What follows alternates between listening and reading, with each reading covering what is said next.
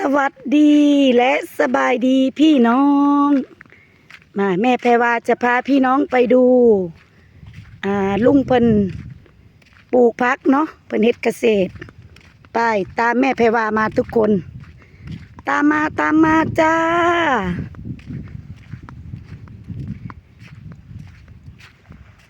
โอ้ยสวนใหญ่เลยเนาะ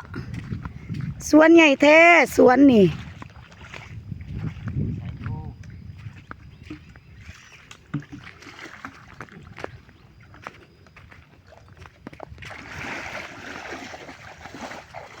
เอาหิวเอาบ่อน้ำน่ะโอ้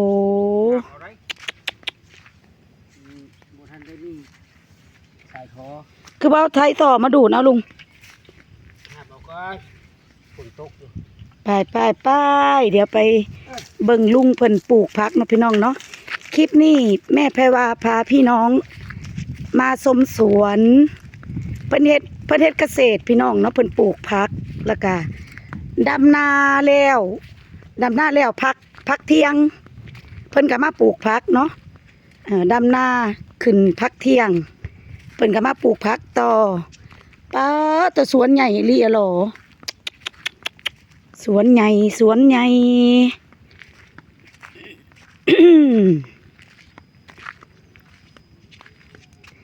สิปลูกมันบ่ลุงปลูกมันเลยบ่นี่น่ะป้าโตขึ้นแล้วล่ะ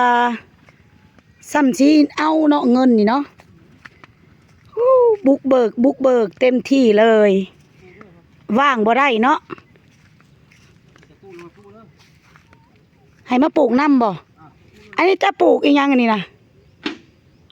เบี้ยอีกยังนี่ปลาเบี้ยสลัดบ่นี่นะโอ้นานยาวเลยพี่น้องขึ้นแบบขึ้นลายอีหลีรอพี่น้องเลยเดี๋ยวพาพี่น้องมาเบิ่งเนาะเห็นบ่ต้นน้อยๆกำลังขึ้นพี่น้องกำลังขึ้นเนาะเดี๋ยวจังหน่อยเพิ่นก็ได้ละเดี๋ยวจังหน่อยเพิ่นก็ได้เก็บได้อันนี้แล้วเนาะหับหมากหับผลบรรยากาศตามทุ่งนาเห็นบ่เศร้าไร่เศร้าสวนเศร้าไร่เศร้าหน้าขึ้นมาจากหน้ากระปลูกพักพี่น้องเป็นอาชีพเสริมเด้เป็นอาชีพเสริม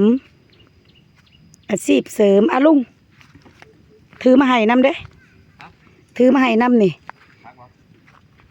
กระเพาะปลูกอยู่เพราะว่าอยู่นี่น้ำมันบ่ท่วมเนาะน้ำบ่ท่วม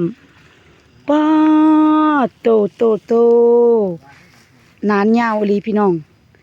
นานยาวอลี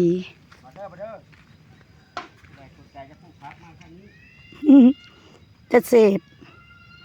สวนใหญ่เลยพี่น้องสวนใหญ่เนาะสวนใหญ่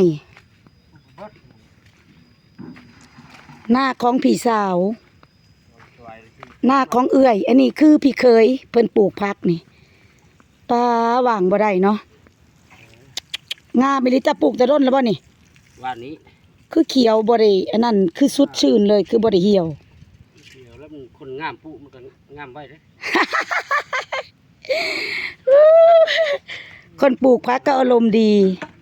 ปลูกลงไปลูกใส่ดินมันก็งามเอาแล้วเจ้ามานี่คือสิเหลือค่อยเบิ่งนี่เหลือแล้วแม่นบ่เหลือแล้วก็มาปลูกตัวนี้ต่อบ่อ๋อดินนั่นนี่งามเลยดินนี่ได้แล้วแป้งนั่นก็บ่ปลูกลุงต้องปลูกน้ำหลังบ่เจ้าสิลงยังอ่ะนะในพักบ้านพักอ๋ออันนั้นสิลงเป็นแมลงเม็ดเอาเป็นเม็ดเอาเป็นพักเอาเนาะด้านนี้แหละแม่นปลูกผักบัวโอ้โห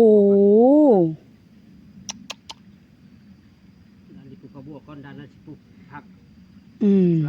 เกษตรพี่น้องเพิ่นข้างบนนั้นสิปลูกกล้วยปลูกอีหยังทางนี้ปลูกต้นกล้วยปลูกนั่นไปโอ้จะได้ต้นหยังปลูกนะลุงจะได้ต้นหยังปลูกนะต้นกล้วยข่าบ่แม่นต้นกล้วยข่าเนื้อหญ้าคือหญ้าบ่หญ้าพันธุ์บ่หญ้าพันธุ์ปลูกให้งัวโอ้ยาวปลูกให้งัวพร้อมก็ปลูกที่แท้ปลูกที่แล้วทำนี่แหละดีงามเลยปลูกแล้วใส่ปุ๋ยเลยบ่บ่แล้วบ่ได้ใส่แล้วมันงามพอแล้ว ต้องได้เรียนรู้นำนะพี่น้องเพราะว่าเจ้าของบ้านยังบ่เคยปลูกผักเด้กะปลูกอยู่ได้เนาะแต่ว่าเฮากะยังบ่ฮู้วิธีว่าเฮ็ดจังได๋ให้มันงามไว้เนาะเดี๋ยวพาพี่น้องมาชม มา มาเบิ่งมาชม มาเบิ่งมาชม ปลูกผัก วิถีชีวิตแบบอยู่แบบเรียบง่ายพี่น้องเนาะเสาไห้เสานาของเฮากะ นี่แหละ อิหยัง เป็นประโยชน์ ใช้เวลาให้เป็นประโยชน์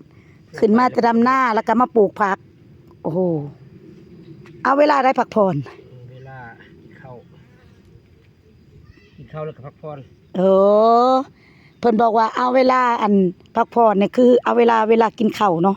คือเป็นเวลาพักผ่อนของเพิ่นโอ้โหเอาใจช่วย เวลาว่างเอามาเฮ็ดใช้เป็นประโยชน์เฮ็ดเวียกไปสิแหละญาติเวลาเฮ็ดนี่แหละ อืม ใช้เวลามันมีจำกัด อยู่บ้านยังหลายอยู่บ่พักนี่ลุง หลายคนมาปลูกเต็มหมดเลยบุ้ย สิมาปลูกเต็มหมดแล้วเนาะทั้งนั้นแหละเจ้าสิลงเป็นบ่ได้ลงบ่ผักกาดหรือผักหอม กระลงผักหอมน้ำทั้งนั้น ผักสลัดลงแต่นั้นเดียวนะ ก็ยังสิว่านอีก โอ้โอ้ไอเดียเจ้านี่ได้เรื่องเนาะคือแบบเจ้านี่แหละแม่นไว้ปลูกผัก แปลงนี่เพิ่นไว้ปลูกผักพี่น้อง แล้วต่อลงไปในแม่นได้ดำนานำเนาะเห็นบ่ เดี๋ยวลุ้มมือดำหน้า โอ้โอเคได้เรื่องเนาะคือแบบใช้เวลาว่างให้เป็นประโยชน์คือแบบว่าเพิ่นสิได้ทั้งดำนาพร้อมแล้วก็มาปลูกผักพร้อมพี่น้องเอ้ย นี่ ไปเรียกไปงาน เห็นบ่เมื่อนี้แม่นวันเสาร์วันอาทิตย์เนาะวันเสาร์วันอาทิตย์แม่นเป็นวันที่เพิ่นพักการแล้วเพิ่นก็มาให้มานามาปลูกผักแล้วก็มาดำนาหลังจากขึ้นมาแต่ดำนาแล้วเพิ่นก็มาลงผักต่อพี่น้องเพิ่นพักเที่ยงเด้เพิ่นพักเที่ยงแต่เพิ่นบ่พักเที่ยง เพิ่นพักเที่ยงแต่เพิ่นบ่พักเที่ยงเพิ่นก็เอาเวลาพักเที่ยงนี่มาปลูกผักแล้วก็เอาเวลาพักผ่อนนี่คือช่วงเวลาที่เพิ่นกินข้าวเนาะพี่น้องเห็นบ่แม่ไผว่าก็จะพาพี่น้องทุกคนมาดู ผัก เออ งามพุดไว้ตรง มาดูมาเบิ่งเนาะมาเบิ่งวิถีชีวิตแบบบ้านเฮาเนาะแบบบ้านๆเฮาก็มีหลายอย่างปลูกผักก็มีปลูกอีหยังลุงก็บ่ปลูกมะขามโพดนำแน่ ไปบอกท่านปลูก จิ้มน้ำเด้อด้านหลังพอได้กินเด้อเอาจักแถว2แถว แม่ละดู ปลูกข้าวโพดให้ดีได้ลุงข้าวโพดให้ดีเฮาบ่ได้คั่วหยังหลาย มันเพื่อก็จะมาปลูกให้อยู นี่ จัก2-3แถว อันนี้คือ บ่ได้กิน อ๋อเจ้ากระเดิบออกบ่อีบ่น่ะตอกอีบ่น่ะ อืม ตอกตอนใดคือบ่เห็น แล้วเจ้าก็ไปซื้อสายไฟนิ่งมาค่อยเว้าอะดึงสายไฟมาพี่โลด อยู่กับตัวเองก็มันบ่ แล้วก็แบบนี้เป็ดไก่ก็อยากมาปล่อยก็ปล่อยได้ เฮ็ดข้อไก่ได้จุนี่ นี่เห็นบ่เห็นไม่ใช่ข้อไก่ มีคอกเป็ดคอกไก่มีคอกไก่เนาะแบบเรียกง่ายๆเนาะ